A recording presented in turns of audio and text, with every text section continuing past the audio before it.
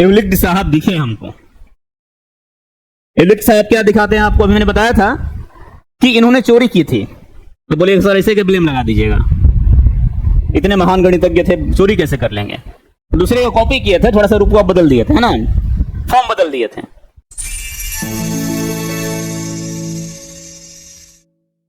नमस्कार, आशीष पब्लिकेशन के इस यूट्यूब चैनल पर आपका स्वागत है। और आज क्लास 10th का मैथमेटिक्स क्लास लेकर हम आए। हमारा नाम चंदन श्रीवास्तव हुआ। इसमें मैथ्स के सारे क्वेश्चन सॉल्व करवाए जाएंगे। अगर आपके पास टारगेट का क्वेश्चन बैंक है और जो परीक्षार्थी इस वर्ष एग्जाम देने वाले, मतलब अगले साल 2026 में अगर बोर्ड का परीक्षा दीजिएगा, तो आपके लिए वीडियो जो है ना एकदम रामबाण का काम करेगी, क्योंकि इसमें एक एक चीज, चाहे वो कंसेप्ट हो, ऑब्जेक्टिव क्वेश्चन हो, लघु उत्तरीय, अति लघु उत्तरीय या फिल इन द ब्लैंक्स, दीर्घ उत्तरीय, जितने भी है भाई सब के सब मिलने वाले। इसलिए इस वीडियो को देखिए, शेयर कीजिए और सारे परीक्षार्थियों के पास जो बिहार बोर्ड के 2026 के परीक्षा में शामिल होने वाले हैं क्लास 10th के, उन सभी के पास इस वीडियो को पहुंचाइए ताकि तहलका मच जाए। और जिस तरह से टारगेट का गेस पेपर, टारगेट का क्वेश्चन बैंक और टारगेट का एवरीथिंग बिहार बोर्ड के परीक्षार्थियों के लिए सबसे सफल साबित होता है, तो इसी तरह से वीडियो भी आपके लिए काफी सफल साबित होगा। तो आइए शुरुआत करते हैं। पहला जो चैप्टर है हमारा, वास्तविक संख्या। क्लास 10th का पहला चैप्टर वास्तविक संख्या। और वास्तविक संख्या होता क्या है, क्या होता है वास्तविक संख्या, ये सबको पता होगा। हम जानते हैं कि आप जानते हैं वास्तविक संख्या क्या होती है। जितने भी नंबर्स हैं, चाहे वो धनात्मक हो या ऋणात्मक हो, जितनी भी संख्याएं हैं, धनात्मक ऋणात्मक कुछ भी, वो सब के सब वास्तविक संख्या होती है। यार आप थोड़ा सा एक छोटा कंसेप्ट ले लो भाई, ये संख्या रेखा, ठीक है। एक बात और बता दें, आपका क्लास 10th है, थोड़ा सा मिस्टेक हुआ यहाँ पे, इसको आप क्लास 12 नहीं बल्कि 10th समझिएगा, इतना तो आप कर ही सकते हो भाई, ठीक है। तो अगर ये संख्या रेखा है, जीरो यहां पर बीच में, दाहिने तरफ जो नंबर्स होते हैं वो पॉजिटिव होते हैं, धनात्मक होता है, 1 2 3 4 5, और इस तरफ माइनस में -1 -2 -3 -4 एंड -5, इधर प्लस इंफिनिटी, ये माइनस इंफिनिटी, ठीक है। तो ये सारे के सारे नंबर, चाहे धनात्मक हो या ऋणात्मक हो, जीरो के साथ, ये सब के सब वास्तविक संख्याएं होती है। और भी बहुत सारी चीजें पढ़नी है। प्राकृत संख्या क्या होता है, सम संख्या, विषम संख्या, पूर्ण संख्या, परिमेय संख्या, ये सारी चीजें आपको पता होगा, आपने पढ़ा होगा जूनियर क्लासेस में। वैसे क्वेश्चन जब हम डील करेंगे तो उसमें आपको उसका कंसेप्ट अवश्य देंगे, क्या, ताकि आपका सब कुछ क्लियर हो जाए। तो आइए शुरुआत करते हैं। पहला क्वेश्चन जो आपका है, फर्स्ट क्वेश्चन जो है कि निम्नलिखित में कौन सबसे, इसको क्या को हटा दीजिएगा, सबसे बड़े प्राकृत संख्या, ये सबसे है, सबसे बड़ी प्राकृत संख्या। क्या क्या ऑप्शन है भाई, 0 -1 1 एंड 2। कौन है सबसे बड़ा? ये सबको पता है कि इसमें दो ही सबसे बड़ा है, तो ऑप्शन नंबर डी आपका सही है। तो बच्चा वाला क्वेश्चन हुआ भाई, ठीक है। बट अगर आपके पास बेसिक कंसेप्ट रहेगा तभी आप इसको कर पाएंगे, अदरवाइज आप सोचिएगा कि बड़ा शायद इधर से ना हो जाए, तो उधर से सोचिएगा तो -1 मार के चलिएगा, नहीं करना है। सबसे बड़ा कौन है? 2 है। अगला क्वेश्चन देखिए, क्वेश्चन नंबर 2। ये जो है पहले चैप्टर का जो 1.1 भूमिका है, उससे हम क्वेश्चन लेकर आए हैं। अब आइए क्वेश्चन नंबर 2 में, क्वेश्चन नंबर 2 में कहता है कि √12 का जो है परिमीकरण गुणांक क्या होगा। √12 का परिमीकरण गुणांक क्या होगा, ठीक है। परिमीकरण गुणांक का मतलब क्या होता है कि जो नंबर दिए गए हैं इसको उस रूप में ला देना है, इस रूप में इसको ला देना कि ये परिमेय संख्या हो जाए। मतलब ये परिमेय संख्या है नहीं, किस संख्या से आप गुना कीजिएगा कि ये दिए गए नंबर जो है ये परिमेय संख्या हो जाए, क्या होगा जरा सोचिए और बताइए, है ना। इसमें पहला है √3, दूसरा है √2, तीसरा है √6 और चौथा है कितना है 3। क्या होगा परिमीकरण गुणांक? क्वेश्चन नंबर 2, √12 का परिमीकरण गुणांक क्या होगा? तो इसमें अगर देखिए तो √3 जो है आपका, एक मिनट, फिर हम भूल जा रहे हैं बार बार कैसे देना है, एडिट करना है, तो कर दीजिएगा।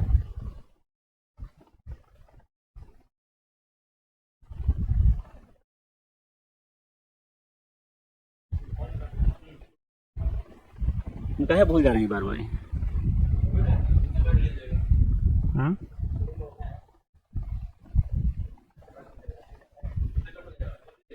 ठीक, क्वेश्चन नंबर 2 से फिर से स्टार्ट कर दीजिएगा। क्वेश्चन नंबर 2 जो है कि √12 का परिमेयकरण गुणांक क्या होगा। मतलब परिमेयकरण का गुणांक का मतलब क्या होता है कि इसमें √12 में हम किस नंबर से गुणा करेंगे कि नंबर मेरा परिमेय संख्या के रूप में आ जाए। परिमेय संख्या क्या होता है भाई, तो P बटा Q के रूप में होता है, जहां पे Q not equal to 0, Q 0 के बराबर नहीं होता है। √12 को किससे गुणा करेंगे, ऑप्शन आप देखो, फर्स्ट ऑप्शन क्या है, √3 है। √12 को जब गुणा करते हैं इसको क्या लिख सकते हैं, 3 इंटू 2 इंटू 2, और यहां पे आप देखिएगा तो √3 से गुणा कर रहे हैं। आप इसको ऐसे लिख सकते हैं 3 इंटू 3, ये 3 अंदर आ गया, इंटू 2 इंटू 2, रूट से जब बाहर निकलता है तो पेयर के रूप में निकलता है, 2 का भी पेयर लग गया, 3 का भी पेयर लग गया, मतलब ये 3 इंटू 2 हो गया, आया कितना 6।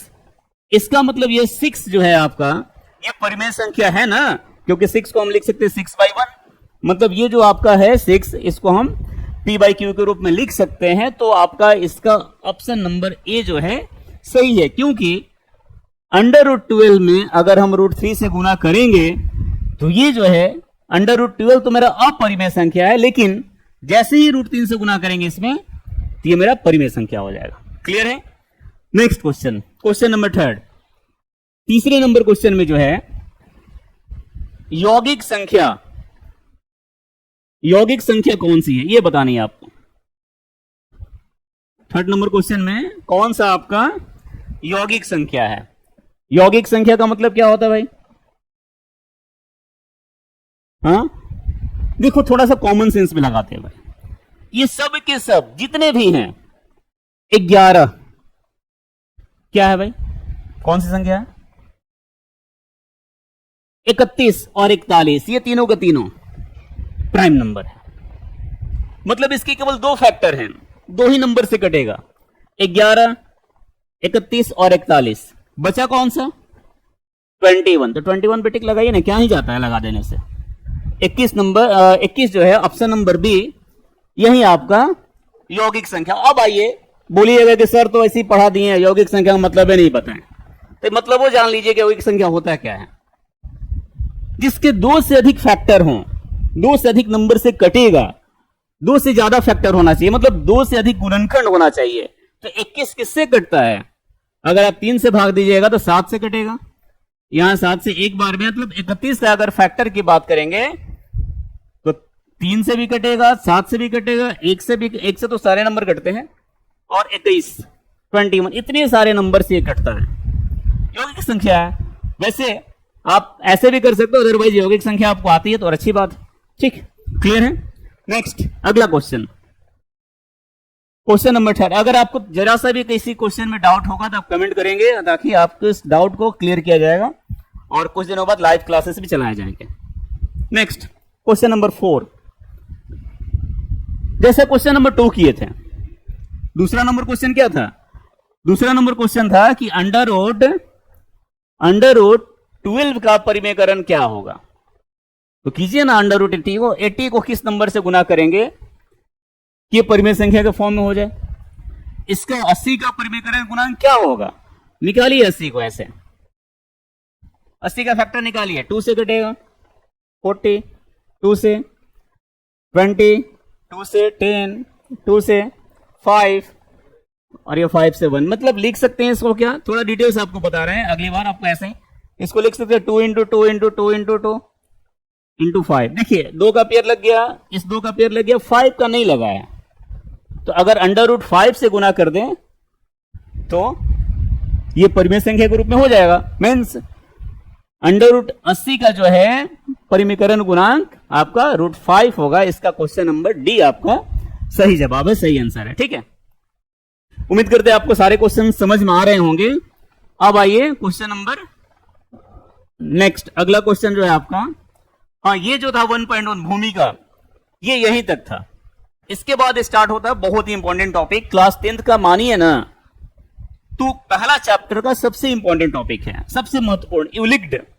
और ये जनाब भी कम नहीं थे, यूलिक्ड साहब जो थे ना, ये भी कम नहीं थे, ये भी देखिए हर कोई जो है ना बॉस, हर कोई एक दूसरे का कॉपी करता है, चाहे आप हो या हम हो, कॉपी तो करना ही है, ठीक है।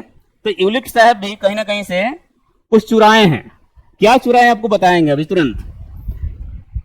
बचपन में हम लोग पढ़े थे, क्लास 4-5 में पढ़े होंगे, स्कूल में टीचर देते थे कि एक काम करो, अगर आप जोड़ घटाव गुना भाग सीख गए तो भागा में अगर आप सीख गए, मान लीजिए 31 को आप भाग देना है किससे, 5 से, तो उन्होंने क्या बताया था, ठीक है तो जांच करके जरा दिखा दो कि आपका जो है आंसर सही है। आपके टीचर देंगे 31 को यानी 31 को 5 से भाग दीजिए, आप आराम से, आता तो है हमको, देखिए कैसे बनाते हैं, 5 से 31, 30 कटा दिए, 1 बच गया, एक क्या बचा, शेषफल। ये शेषफल है जिसको हम लोग शॉर्ट में अगर लिखना है, ये शेषफल हो गया, ठीक है। ये क्या है आपका, है ना, ये क्या है, ये क्या है और ये क्या है, ठीक है। इसको अगर हम बात करेंगे तो 31 को यानी 31 को अगर हम 5 से भाग देते हैं तो 6 बार में कटता है, ठीक है। 30 आया, 1 बचा, 1 आपका रिमाइंडर, जिसको अगर शॉर्ट में बोलेंगे तो RX रिमाइंडर लिखते हैं। ये जो है ये Q होता है, QX, इसको PX लिखते हैं, और इसको क्या बोलते हैं, GX बोलते हैं। भाग, भाजक, भाजफल, भागफल और शेषफल, भाज्य, भाजक, भागफल और शेषफल। क्या करते थे, ज्यादा डिटेल्स जाने का कोई मतलब नहीं है। 31 इज इक्वल टू 5 गुना 6 प्लस शेषफल को जोड़ दिया जाता था, तो 31 बराबर 30 प्लस 1, 31 इज इक्वल टू 31। जब दोनों इक्वल आ जाए तो हमारा जो भागफल था उसका जांच हो जाता था, ठीक है। तो यूलिट साहब ने इसी मेथड का कॉपी किया है। देखिए अभी तक हमने कितना मेथड पढ़ा है, मसा निकालने के लिए, मसा अभाज्य गुणनखंड विधि, फिर आपका भाग विधि। इन्होंने एक अपना मेथड निकाला कि अगर इतना ही आप जानते हैं तो एक और तरीका जानिए, ठीक है, एक और तरीका जानिए। उस तरीके के बारे में बात तब करेंगे जब उसके क्वेश्चन आएंगे। इन्होंने एक मेथड बताया था कि यूलिट विभाजन परिमेय द्वारा भी हम आप चाहेंगे तो मसा निकाल सकते हैं, और वो जो मेथड था इनका टोटली कॉपी था, अपना नाम देना था केवल, कॉपी किसका था, तो भाग विधि द्वारा मसा निकालने का, ठीक है। तो क्वेश्चन क्या कहता है, क्वेश्चन कहते हैं यूलिट विभाजन एल्गोरिथम की 2 धनात्मक पूर्णांकों के निम्न में से किसे परिकलित करने की तकनीक है। मतलब क्या निकाला जाता है, यूलिट साहब ने क्या बताया, क्या निकालिएगा इससे, लसा निकालिएगा नहीं ना, भागफल निकालिएगा, भागफलों ने निकालिएगा, गुणनफल निकालिएगा नहीं। अभी हमने बात किया था कि इन्होंने क्या निकालना सिखाया था, मसा। इसका ऑप्शन नंबर भी आपका सही है, ठीक है। अगले क्वेश्चन में आते हैं, क्वेश्चन नंबर 2। और दूसरे क्वेश्चन में जब आइएगा तो देखिए आ ही गया, 45 और 60 का मसा है। इसको हम बार बार बता रहे हैं कि ये जो है भाई, ये जो है ना, आप इसको 10th कर लीजिएगा, ये थोड़ा सा मिस्टेक हुआ है, इसको अगली बार से इस पर ध्यान दिया जाएगा। ये 10वीं क्लास की है, ठीक है। आइए क्वेश्चन बात है, 45 और 60 का मसा। जब मसा पूछ रहा है तो ये थोड़ी ना बोल रहा है कि आप इसमें यूलिट मेथड से बनाओ या अभाज्य गुणनखंड विधि से बनाओ, जैसे बनाना बनाइए, जल्दी से आंसर लाना है भाई। अगर आप याद कर लेते तो और बढ़िया है। 45 और 60 का मसा क्या होगा, मतलब वह बड़ी से बड़ी संख्या क्या होगी जिससे ये दोनों कट जाए, 45 भी कटे और 60 भी कटे। तो वैसे तो इसमें अगर बाई ऑप्शन देखा जाए, मैं भी बना के भी दिखा रहा हूं, तो 45 से तो 45 कटेगा, बट 60 तो नहीं कटेगा। 3 से दोनों कटेगा, लेकिन काफी छोटी संख्या, तो ये नहीं होना चाहिए। 1 से तो सारे नंबर डिविजिबल होते हैं, कटते हैं। 15 ये करेक्ट ऑप्शन है अगर बाई ऑप्शन देखा जाए तो, क्योंकि 15 से 45 भी कटता है और 60 भी कटता है, दोनों क्या गुणनखंड है, और 15 ही सबसे बड़ा, जितने ऑप्शन दिए गए हैं ABCD में सबसे बड़ी संख्या 15 ही है जिससे दोनों घटेगा मसा। अब आप निकाल के भी चेक कर सकते हैं, 45 और 60 का अगर मसा निकालते हैं एक बार में 45, 15 बचेगा, फिर ऐसे 45, 3 बार में 45, कट गया, 0 आ गया। और जब तक हमारा शेषफल 0 ना आ जाए इसको कटाते रहते हैं, और ये जो होता है हमारा क्या होता है, HCF यानी कि मसा। तो मसा क्या होगा इसका, 15 होगा, ठीक है। उम्मीद करते हैं आपको सारे क्वेश्चंस क्लियर हो रहे होंगे अच्छी तरह से। अगर फिर भी कहीं पे थोड़ी सी भी अगर दिक्कत होगी, परेशानी, दुख, पीड़ा, दर्द अगर आपको होगा तो उसको आप कमेंट करके बता सकते हैं, कर सकते हैं। नेक्स्ट वीडियो से या उसको क्लियर करने की कोशिश की जाएगी। ये अगला क्वेश्चन देखिए, ये थोड़ा सा क्वेश्चन जो है लॉजिकल क्वेश्चन है, कंसेप्चुअल क्वेश्चन है। अगर आपका कंसेप्ट क्लियर रहेगा तभी आप इसको कर सकते हैं। क्वेश्चन नंबर 3 क्या कहता है कि 3 नंबर को एक अशून्य परिमेय संख्या और अपरिमेय संख्या का गुणनफल होता है। अशून्य परिमेय संख्या और परिमेय संख्या, अपरिमेय संख्या और अशून्य संख्या। आपने पढ़ा होगा कि कभी भी अपरिमेय संख्या को, जैसे मान लीजिए √2 ही है, √2 एक अपरिमेय संख्या है, इसके साथ एक अशून्य परिमेय संख्या को गुना करते हैं। ठीक है, जब दो अपरिमेय संख्या को गुना करेंगे, जैसे √2 और √2 को गुना कर दिए, ठीक है, √2 और √3 को गुना कर दिए, तो ऐसे केस में, ऐसी स्थिति में जब दोनों ही आपकी अपरिमेय संख्याएं होते हैं तो इसमें परिमेय और अपरिमेय दोनों होता है। इसमें दोनों चांसेस है, परिमेय संख्या भी हो सकता है, √2 गुना करेंगे 2 होगा, क्योंकि इसको लिख सकते हैं 2 गुना 2, और यहां पे 2 गुना 3 लिखिएगा, √6 आ जाएगा। 6 आपका क्या है, अपरिमेय संख्या। लेकिन जब अशून्य परिमेय संख्या हो जाता है तो इसका जो गुणनखंड होता है वो हमेशा अपरिमेय होता है। तो इसका कंसेप्ट अगर आपको याद रहेगा तब आसानी से आप ऑप्शन देकर के टिक लगा सकते हैं। ये था क्वेश्चन नंबर 3। अगला क्वेश्चन जो क्वेश्चन नंबर 4 आएगा, चौथा जो क्वेश्चन आएगा, इसमें कह रहा है, क्वेश्चन को पढ़ते हैं कि यदि p एक धनात्मक पूर्णांक है। अभी हम आपको बताए थे कि जितने भी संख्या रेखा के दाहिने तरफ जितने भी नंबर होते हैं, दाएं साइड में जितने भी नंबर होते हैं, ये सब के सब धनात्मक पूर्णांक होते हैं, पॉजिटिव इंटीजर जिसको बोलते हैं। यदि p एक धनात्मक पूर्णांक है तो धनात्मक सम पूर्णांक का रूप क्या होता है? सम संख्या। ठीक है, सम संख्या क्या होता है भाई, और विषम संख्या क्या होता है? ठीक है, किसी भी नंबर में अगर आप ऐसे जरा देखो, जनरली अगर छोटे बच्चे से पूछा जाए कि सम संख्या क्या है, जो 2 से पूरा पूरा कट जाए, है ना, जो 2 से पूरा पूरा कट जाए वो हमारा सम संख्या होता है। 2, 4, 6, 8, 10, या ऐसे भी कह सकते हैं कि जिस नंबर के इकाई के स्थान पर, मतलब वंस प्लेस पे, नंबर चाहे जितना ही बड़ा हो, 7, 3, 5, 2, 1, 7, 0, अगर इकाई के स्थान पर 0, 2, 4, 6, 8 ये सारी संख्याएं अगर आती है तो वो संख्या हमारा क्या, सम संख्या होता है। तो कह रहा है कि p एक धनात्मक पूर्णांक है ऑलरेडी, मतलब p is an even number. p क्या है, एक धनात्मक संख्या है, सम संख्या है। तो अगर सम संख्या है तो सम संख्या का और इसमें कौन सा रूप है? अगर मान लो कि सम संख्या में 1 जोड़ देते हैं, सम संख्या मान लो p का मान हम कुछ भी मान लिए, मान लीजिए हम p का मान 4 मान लेते हैं, ठीक है, तो अगर p + 1 करते हैं, 4 + 1 करेंगे भाई, तो क्या आ जाएगा, 5 आएगा, सम संख्या आएगा नहीं ना, तो गलत है। p जब सम संख्या है ये है, तो अब p जब सम संख्या है तो अगर उसमें 2 से गुना करके, जैसे मान लीजिए 4 ही है, 4 में अगर 2 से गुना करके अगर 1 जोड़ते हैं, कितना आएगा, 8 + 1 9 आ जाएगा, ये भी विषम हो गया, ये भी गलत है। और ये जो p है, तो ये p तो ऑलरेडी क्वेश्चन वाला ही है। तो कहने का मतलब ये है कि यदि p एक धनात्मक पूर्णांक है, धनात्मक सम पूर्णांक का रूप क्या होगा?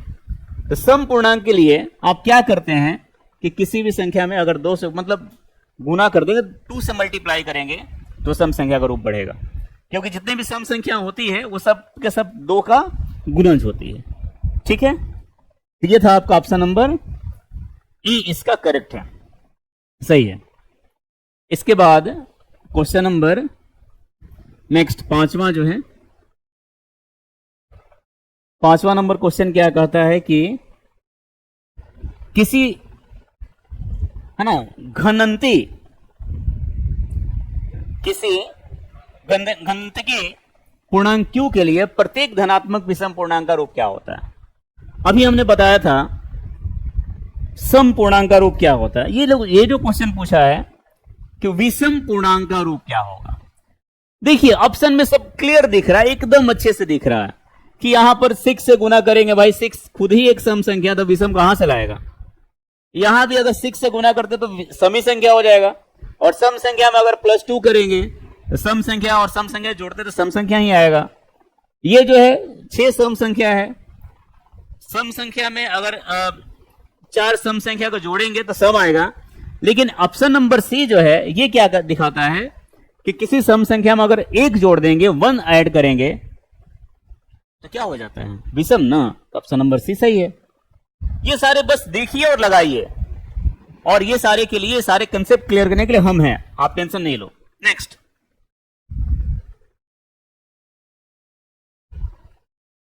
अगला क्वेश्चन आते हैं क्वेश्चन नंबर 6 में। 6 नंबर क्वेश्चन क्या है? हाँ देखिए, यहां पे थोड़े से एवलिक्ट साहब दिखे हमको। एवलिक्ट साहब क्या दिखाते हैं आपको? अभी मैंने बताया था कि इन्होंने चोरी की थी। अब बोलिए सर ऐसे के ब्लेम लगा दीजिएगा, इतने महान गणितज्ञ थे, चोरी कैसे कर लेंगे? दूसरे को कॉपी किए थे, थोड़ा सा रूप बदल दिए थे, है ना, फॉर्म बदल दिए थे। क्या है कि a इज इक्वल टू, दिखाता है कि a is equal to B Q plus R. मतलब a में यदि हम b से भाग देते हैं, ठीक है, तो यहां पे q बार में कटता है और शेषफल क्या बचता है? r बचता है। ये चीजें हैं, ठीक ना। तो a को अगर लाना हो, a को अगर हम चेक करना है, मान लो कि हम यहां पे देखिए छोटा सा एग्जांपल अगर लिया जाए, इसी का अगर एग्जांपल लेते हैं तो यहां देखिए, अगर हम 7 में 3 से भाग देते हैं, 2 बार में कटेगा, 6 आएगा, 1 बचेगा, ठीक है। तो ये रहा हमारा a, ठीक है, ये रहा a, ये 3 जो है b है, ये 2 हमारा q है, और ये जो है 1 हमारा 1r है। मतलब 7 बराबर 3 गुना 2 प्लस 1, चेक हो गया ना बॉस? 6 + 1 7 आ गया। तो एवलिक्ट साहब ने बताया था यही चीज। इसमें कह रहे हैं कि a का मान कितना? 72 है, रख दीजिए a का मान 72। उसके बाद बोले q बराबर क्या है? 8। तो b बराबर नहीं बताया तो छोड़ दीजिए, नहीं बताया तो कोई मतलब नहीं है। b का मान कितना? q का मान है 8, 8 रख देते हैं, प्लस r का मान कह रहे हैं 0। ये बच्चा वाला क्वेश्चन पूछ दिए भाई। 72 बराबर क्या होगा? 8b प्लस क्या 0, 0 जोड़ेंगे तो कोई फर्क तो पड़ेगा नहीं। 72 बराबर 8b। आप लिख सकते हैं, अगर b का मान निकालना है 72, साइड बदलेगा तो साइन बदल जाएगा, इधर जब गुना में इधर आएगा तो भागा में हो जाएगा। 72/8, 9 बार में कटेगा, तो b का मान कितना हो जाएगा? 9। ऑप्शन नंबर है, ठीक है। ये था क्वेश्चन नंबर 6। ये तो बेसिक कंसेप्ट है। अगले क्वेश्चन में अगर आते हैं क्वेश्चन नंबर 7 में, तो 7वां नंबर जो क्वेश्चन बताएगा, देखिए ये भी सेम प्रोसेस और सेम एकदम हूबहू जैसा क्वेश्चन नंबर 6 था, क्वेश्चन नंबर 7 है। इसमें जो डिजिट्स हैं आपके कुछ बदले हुए हैं, तो इतना आप कर सकते हो, ठीक है। इसको चेक कीजिएगा, b का वैल्यू रख देना है 61 और q का वैल्यू क्या रखेंगे? 27। मतलब 61 इंटू 27 प्लस r का वैल्यू 32 है, तो a का मान निकालना है। तो इतना तो भरोसा आप लोगों पे है कि इसको कर लेंगे। 61 में 27 से गुना कीजिए और जो आएगा उसमें 32 जोड़ दीजिए, जो आएगा आपका आंसर होगा, और इस पर टिक लगा दीजिए, ठीक है। आगे बढ़े ना। देखिए अगला क्वेश्चन, बोरिंग नहीं होने देंगे। ऐसा नहीं कि 1 घंटे का वीडियो जाएगा, 1 घंटे बैठ के देखिएगा, नहीं वैसा नहीं करना है। एकदम टर्म बाय टर्म पढ़ेंगे, और जहां तक हुआ आप वेट कीजिएगा, उसके अगले क्वेश्चन का वीडियो अगले वीडियो में आएगा, ठीक है। क्वेश्चन नंबर 8, 8वां नंबर जो क्वेश्चन है आपका, ये है, ये भी वही है भाई, इसमें भी कुछ खास नहीं है, तो ये भी बताना, ये तो आप लोग खुद बता दीजिएगा दूसरे को। अगर आपसे दूसरा कोई पूछे अभी कि एक काम करो जरा एक क्वेश्चन बता दो, क्योंकि यही आपको मिला था पूछने के लिए, इतना लेवल मेरा गिरा दिए हैं, हाँ यही हमको नहीं आएगा। आओ बताते हैं कैसे बताते हैं। a is equal to B Q plus R, सब कुछ दिया हुआ, मान रख दीजिए। b का वैल्यू 4, q का वैल्यू 31 और r का वैल्यू 32। गुना कीजिए 31 में 4 से और 32 जोड़ दीजिए, 32 जोड़ दीजिए, जो आएगा आंसर होगा। 4 एकम 4 चढ़ती है 12, 124 में 32 जोड़ दीजिए, ठीक है। b का मान कितना था? 4 था। q का मान क्या था? 31 था, और r का मान 32 था, तो a का मान निकालना था, ठीक है। तो जो आएगा आपका आंसर होगा इसमें। नेक्स्ट अगला,